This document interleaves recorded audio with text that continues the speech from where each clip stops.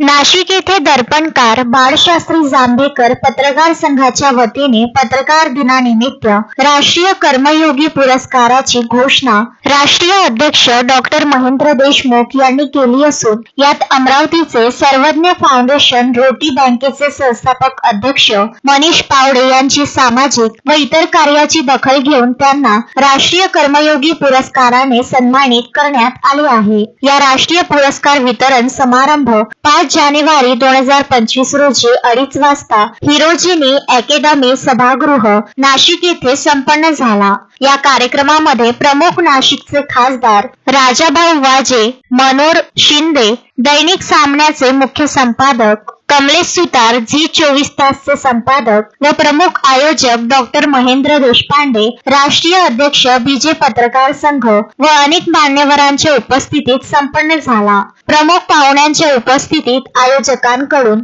सर्वज्ञ फाउंडेशन रोटी बँकेची माहिती देण्यात आली। नमस्कार। नमस्कार। आपका शुभ नाम क्या है? मनीष रमेशराव पावड़े। मनीष भाऊ, आप बताइए कि अमरावती में कौन सी सोशल सर्विस आपके तरफ से चालू है? अन्नदान। अन्नदान यानी सर्वज्ञ फाउंडेशन रोटी बैंक। अच्छा, रोटी बैंक चलाते हैं आप। तो इसके अलावा भी और क्या काम करते हैं आप जो समाज उपयोगी है? रोटी बैंक एंड धान्य बैंक, 2 बैंक है। हाँ। धान्य बैंक में आम्ही गरिबांना जेवढं आमच्या इकडून धान्य जमा होते ते वाटप करतो अपंग बांधवांना। आणि थंडीमध्ये ब्लँकेट आतापर्यंत आम्ही 8 वर्षात कमीत कमी 1000 ब्लँकेटच्या वरत वाटप करण्यात आला। आणि उन्हाळ्यामध्ये पाणी, चप्पल वाटप असे अनेक अपंग बांधवांसाठी हे कार्य करत आहे संस्था। आणि नेत्रहीन मुलींचे आतापर्यंत 5 सोहळा संपन्न झाले। आदरणीय पावड़े साहब, आपके समाज उपयोगी कार्य के लिए हम आपको शुभकामना देते हैं। इसके अलावा भी हमें ज्ञात हुआ है कि आपको कोई सम्मान प्राप्त हुआ है, कृपया उसकी जानकारी दीजिए।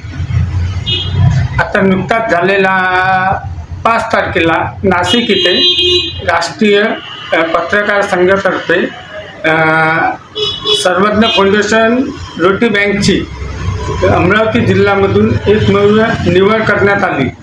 अन्नदानामुळे अन्नदानाची त्यांनी दखल घेऊन आम्हाला सर्वज्ञ फाउंडेशन रोटी बँकला तिथे सम्मानित करण्यात आलं। आपके शुभ कार्य के लिए हम आपका बहुत बहुत आभारी हैं। धन्यवाद। अशोक भाई जोशी, विदर्भ न्यूज, अमरावती।